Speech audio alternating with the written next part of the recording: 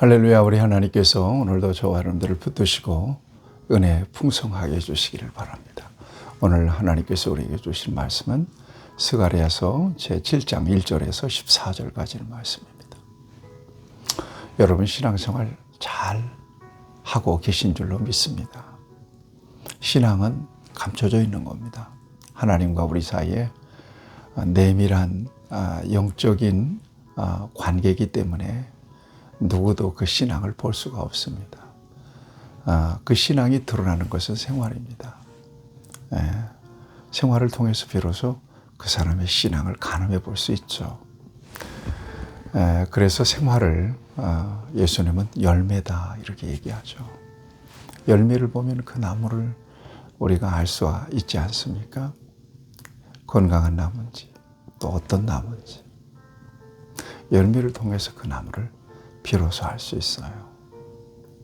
그래서 신앙생활에 있어서 이 생활, 삶은 굉장히 중요한 그 주제입니다. 목적이죠. 하나님을 믿는 믿음 안에서 살아가는 그 삶이 결국 하나님이 원하시는 삶이니까요. 그래서 그 같은 삶의 열매가 없는 신앙은 의심받습니다. 야고보서에 의하면 행함이 없는 믿음은 죽은 믿음이다 이렇게 얘기하니까요. 믿음이 행함과 함께 일하고 행함으로 비로소 그 믿음이 온전하게 되었다. 야고보서의 말씀입니다. 우리 속에 삶이 있는가? 우리 속에 행함이 있는가? 늘 말씀을 볼 때마다 우리에게 큰 도전이 돼요. 사람은 외모를 봐요. 하나님은 중심을 보신다고 말씀하시잖아요. 그래서 겉으로 아무리 포장하고 꾸며도 그 속이 진실되지 못하면 하나님 앞에 발견돼요. 들키는 겁니다. 예수님 당시 바리새인 서기관들, 제사장, 소위 종교 지도자들이 그랬던 겁니다. 예수님이 그들의 중심을 보셨던 겁니다. 보니까 그들의 겉으로 드러난 행위와 그들의 중심이 너무 달랐던 거예요. 위선했던 거예요. 마음 없이, 믿음 없이 사람에게 보이려고 했던 거예요. 이걸 외식이다 이렇게 책망하잖아요. 오늘 저와 여러분들이 그 같은 책망을 받지 않도록 하나님 앞에서 코람대오하는 그런 삶을 언제나 살아야 될 것입니다. 그래서 때로는 믿는 사람들이 외로울 수 있어요. 때로는 뭔가 깊은 생각에 잠겨서 그렇게 살기도 합니다.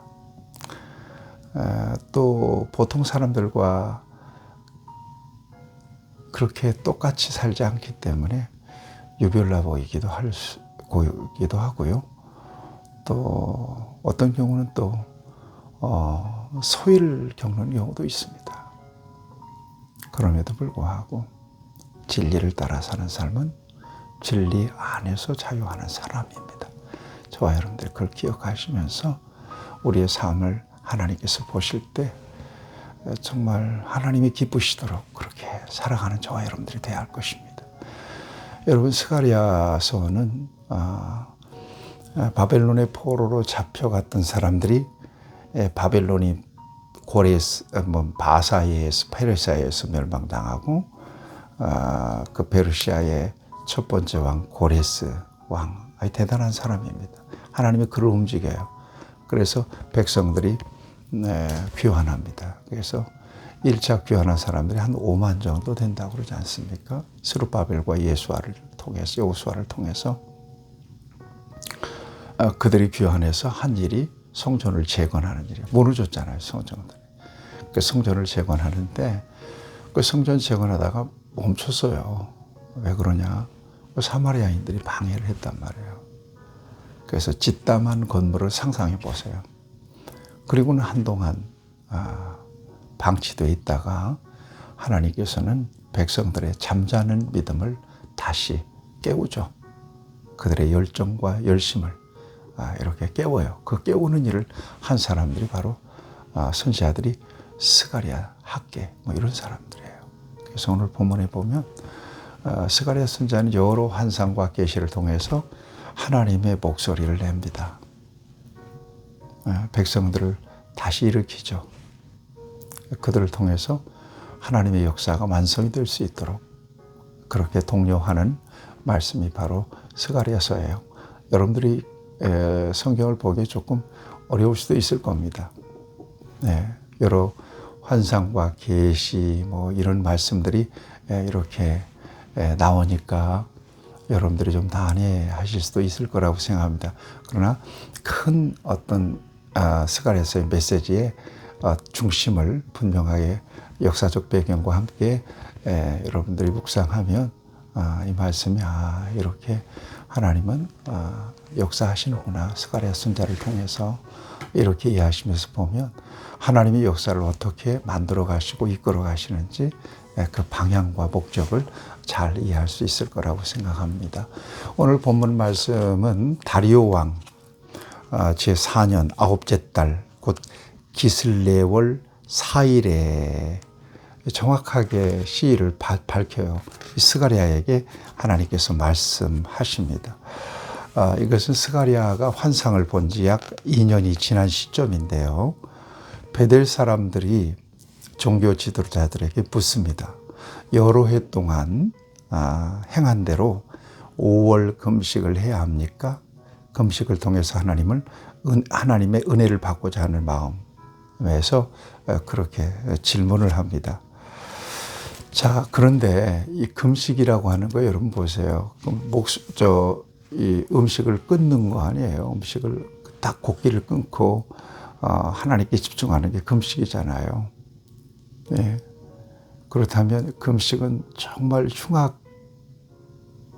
결박을 푸는 굉장히 능력이 있는 하나님의 역사를 경험할 수 있는, 하나님이 일하실 수 있는, 하나님의 놀라운 기적을 경험할 수 있는 소중한 믿음입니다. 금식할 수 있는 믿음은. 자, 그러자 4절 말씀입니다. 만군의 여호와의 말씀이 내게 임하여 이르시되 온 땅의 백성과 제사장들에게 이르라. 너희가 70년 동안 5째 달과 7째 달에 금식하고 애통하였거니와 그 금식이 나를 위하여 한 것이냐? 2번이나 이렇게 4절에서 묻습니다. 나를 위하여 한 것이냐? 과연 누구를 위하여 금식했느냐는 거예요. 누구를 위하여 정오를 졌냐 이 말이에요. 여기에 종교적 위선, 신앙의 위선을 이렇게 지적하고 있는 말씀입니다. 너희가 먹고 마실 때에 그것은 너희를 위하여 먹고 너희를 위하여 마시는 것 아니냐. 예루살렘과 사면 성읍에 백성이 평온히 거주하며 남방과 평원에 사람이 거주할 때에 여호와가 옛 선지자들을 통하여 외친 말씀이 있지 않느냐. 그래요. 하나님께서 돌아볼 때 진정성 있는 믿음이 동기가 돼서 금식하는 것이 아니었다는 겁니다. 이렇게 되물으시는 겁니다. 그리고 자신을 위하여, 하나님을 위하여 한 금식이 아니었다는 사실을 이렇게 질타하고 계시는 것입니다.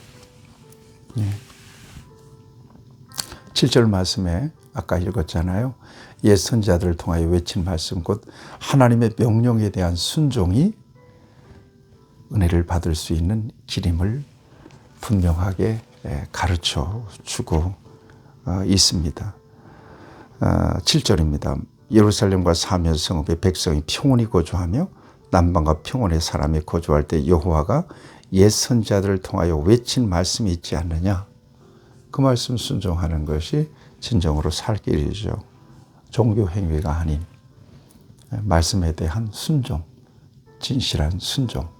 이것이 바로 하나님께서 금식하는 것보다 더 받으시는 하나님 앞에서 옳은 신앙의 모습이며 또한 고백이라고 하는 것을 이렇게 말씀하고 있는 것입니다. 하나님 앞에서 위선하는 거 하나님 모르시겠습니까? 중심을 아시는데요. 그러니까 있는 모습 그대로 드러내는 것이 너무나 중요해요. 믿음이 없으면 믿음 달라고 하고요. 나 이렇게 믿음이 부족합니다. 하나님 그러니 내게 믿음을 주세요. 나 이렇게 순종이 없습니다. 하나님 나 순종할 수 있는 능력을 좀 주세요. 하나님이 공급해 주시는 은혜 안에서만 우리가 하나님을 섬길 수 있기 때문에 여러분 하나님을 온전히 의지하셔서 있는 모습 그대로 하나님 앞에 드리고 그리고 진실하고 솔직한 모습을 하나님 앞에서 보이는 것은 너무나 중요합니다. 여러분 8절 이하에 보면 이스라엘이 약속의 땅에 쫓겨난 이유가 어떤 거예요? 종교적인 행위가 부족해서입니까? 아닙니다. 하나님 말씀에 순종하지 않았기 때문이죠. 그래서 하나님은 선지자들을 통해서 진실한 재판을 하고 인애와 긍휼을 베풀며 약자를 압제하지 말고 다른 사람을 해칠 생각을 하지 말라고 끊임없이 경고하시고 말씀을 하십니다. 오늘 본문 9절 10절 말씀에도 만군의 여호와가 이같이 말하 이르기를 너희는 진실한 재판을 행하며 서로 인애와 긍휼을 베풀며 과부와 고아와 나그네와 궁핍한 자를 압제하지 말며 서로 해하려고 마음에 도모하지 말라. 이렇게 말씀하고 있잖아요. 이게 중요해요. 이게 하나님 말씀이에요. 그런데 어땠어요? 11절 보면 그들이 듣기를 싫어하여 등을 돌리며 듣지 아니하려고 귀를 막으며 그 마음을 금강석 같게 하여 율법과 만군의 여호와가 그의 영으로 옛 선자들을 통하여 전한 말을 듣지 아니하므로 큰 진노가 만군의 여호와께로부터 나왔도다. 듣지 않았다는 거죠. 순종하지 않았다는 거죠. 내가 불러도 그들이 듣지 아니하는 것처럼 그들이 불러도 내가 듣지 아니하리라. 만군의 여호와가 말하였느니라. 그들이 내 말을 듣지 않은 것처럼 내가 그들이 나를 불러도 내가 귀를 막겠다는 거예요. 네. 생명의 말씀에 귀를 막고 자기 유익만 구하면서 이웃을 돌보지 못한 그들의 종교적 위선, 이것을 이렇게 질타하고 계십니다. 우리가 하나님 앞에 섰습니다. 하나님 안에서 살아갑니다. 하나님께서 여러분들을 보실 때 하나님의 판단이 가장 정확합니다. 그래서 하나님 앞에 설 때마다 부족합니다. 하나님 용서해 주세요. 회개하는 마음을 늘 갖는 이유가 하나님의 기준에 못 미친다고 생각하니까요. 하나님께서는 그런 저와 여러분들을 돌보시고 또 긍휼히 여겨주시고 또 새로운 믿음과 또 은혜를 부으셔서 여전히 믿음 지켜나가게 하시고 또 맡은 사명 감당할 수 있도록 하시는 것이 은혜입니다. 여러분 이 은혜 안에서 더 진실하고 올바르게 하나님 보시기에 하나님 마음에 합한 모습으로 그렇게 살아가는 저와 여러분들이 될 수 있기를 주님의 이름으로 축복합니다. 하나님 감사합니다. 부족함에도 불구하고 우리 안에 얼마나 가식과 위선이 있습니까? 외식이 있습니까? 그럼에도 불구하고 우리를 여전히 붙들고 계시며 사용하시고 필요한 은혜를 공급하셔서 믿음의 자리에서 섬김의 자리에서 여전히 하나님이 쓰시는 걸 생각할 때 너무나 감사합니다. 더 충만한 은혜를 부어주시사 전인적으로 주님을 드러내기에 부족함이 없도록 우리를 인도하시고 사용하여 주시옵소서. 예수님의 이름으로 기도하옵나이다. 아멘. 여러분 승리하십시오.